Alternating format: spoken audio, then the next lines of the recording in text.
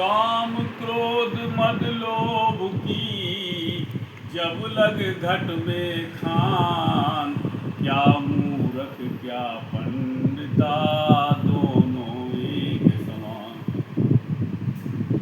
समुदर्शी शीतल सदा अद्भुत जिसकी चाल, समुदृष्टि शीतल सदा अद्भुत जिसकी चाल, ऐसा सतगुरु कीजिए जो पल में करे निहाल। प्रेमी सज्जनों, काम क्रोध मद लोभ की जब लग घट में खान, क्या मूर्ख क्या पंडिता दोनों एक समान। संत महापुरुषों ने अपनी वाणी में एकदम सटीक बात कही कि त्याग का नाम ही संत है। जब तक उसके पास त्याग नहीं होता है तब तक वास्तव में वो संत नहीं होता। और संसार में त्याग होना ही कठिन है। कोई कुछ त्यागना नहीं चाहता है, बल्कि जो है कोई जो सोचता है कि सब कुछ मेरे पास बना रहे और हम साधु बन जाए, संत बन जाए, भक्त बन जाए, भजन करने लगे, ऐसा नहीं हो पाता। काम क्रोध मद लोभ की जब लग घट में खान। जब तक हमारे अंदर ये 5 विकार हैं, काम क्रोध लोभ मोह अहंकार, तब तक हम ज्ञानियों जैसी कितनी भी बातें कर लें, लेकिन वास्तव में संत नहीं होते। काम क्रोध मद लोभ ये विकार हैं, जिसके ये विकार जल जाते हैं, जिसके ये विकार शांत हो जाते हैं, जिसका संशय समाप्त हो जाता है, ईश्वर के प्रति पूर्ण आस्था होती है, जिसका संशय पूरा समाप्त होता है, उसको वही संत होता है। एक समय की बात है, एक लेखपाल हमारे बहुत मित्र थे और उन लेखपाल साहब का एक लड़का इंजीनियर बन गया, उनकी पत्नी टीचर थी। तो हमने उनसे ये कहा कि भाई साहब आप हमसे बड़ा प्रेम करते हैं, एक बात बताओ, आपके पास किसी तरह की कमी नहीं, खूब पैसे वाले, बहुत पैसे वाले थे, धन भरपूर थे, किसी बात कमी नहीं करने, तो आपके पास बहुत पैसा है, आप ऐसा करें कुछ थोड़ा त्याग कर लें।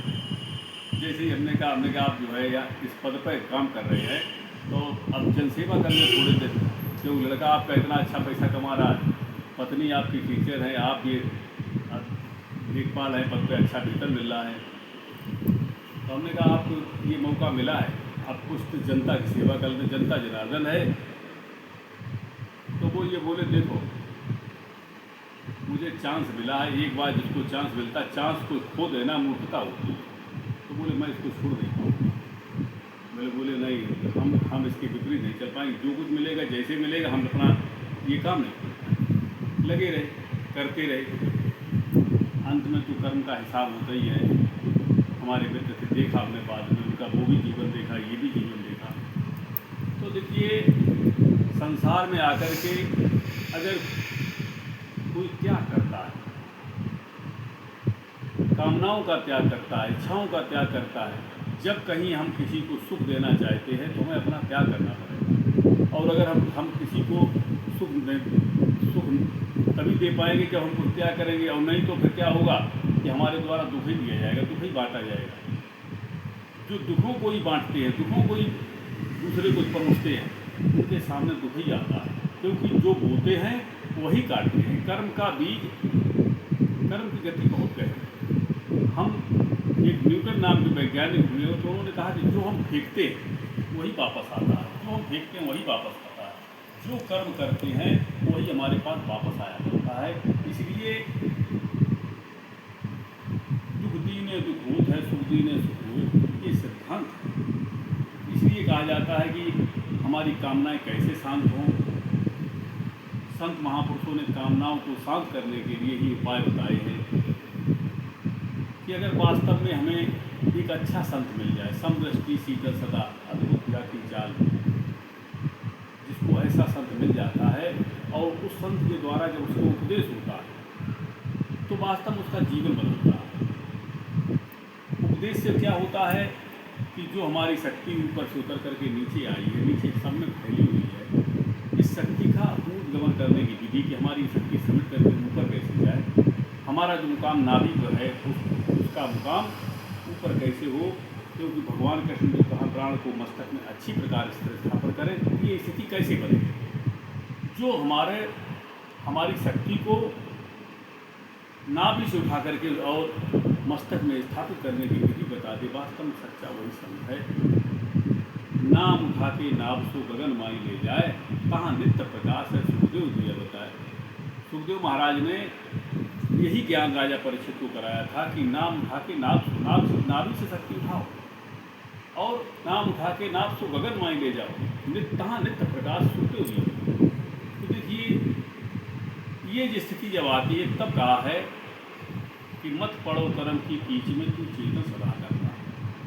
ये जब उसको ये ज्ञान मिलता है, आत्म ज्ञान होता है, तब उसके कर्म उसी दिन से कर्म के विराम लगता है, जलना शुरू हो जाता है। क्योंकि विवेकी पुरुष के द्वारा हमेशा से सत्कर्म ही होते हैं। उसका हर आचरण सत्कर्म होता है, उसका हर बर्ताव सत्कर्म होता है, उसका हर व्यवहार सत्कर्म होता है। भगवान कृष्ण गीता में कहते हैं सर्वभूत हिते रता, जो सभी भूत प्राणियों के हित में रत रहता है वही वास्तव में सत्य को समझता है।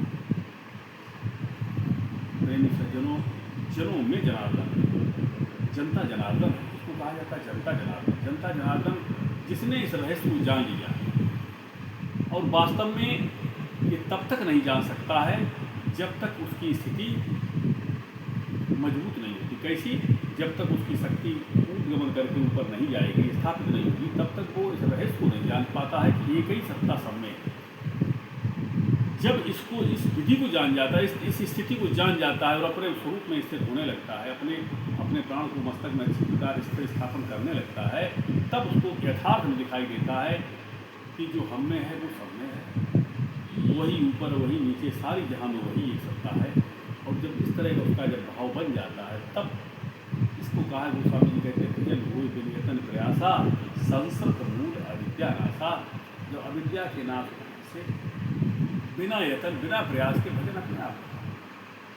इसको कवि साहब ने अपने शब्दों में कहा है कि लाली मेरे लाल की जित देखूं तित लाल, लाली देखकर मैं गई मैं की पूरी लाल। ये पूरे ब्रह्मांड में, पूरे संसार में एक परमात्मा की ही कृपा है, परमात्मा की ही लीला है, सब कुछ परमात्मा का ही है। जो इस वास्तव में इस राज को जान जाता है वही रहस्य को जान जाता है। अद्वैत मत मूल है सनातन का। सनातन धर्म ही एक ऐसा धर्म है जो सार्वभौम है। इसमें कोई ऐसी विद्या नहीं जो बाकी है, इसमें सारी विद्याएं हैं, सब कुछ ज्ञान है। इसलिए सनातन का मतलब है कि जो सनातन, जो इस तन में सना हुआ है, ये जिसने सनातन को अपने शरीर के अंदर देख लिया वो वास्तव में सर्वव्यापी सनातन को समझ गया। सनातन के अंदर दया, करुणा, जितनी अच्छी बातें हैं सब कुछ उसमें समाहित रोया हुआ। इसलिए अपनी आत्मा को जान करके भजन करें, यही सार है पूरे सद्गुरु भगवान की।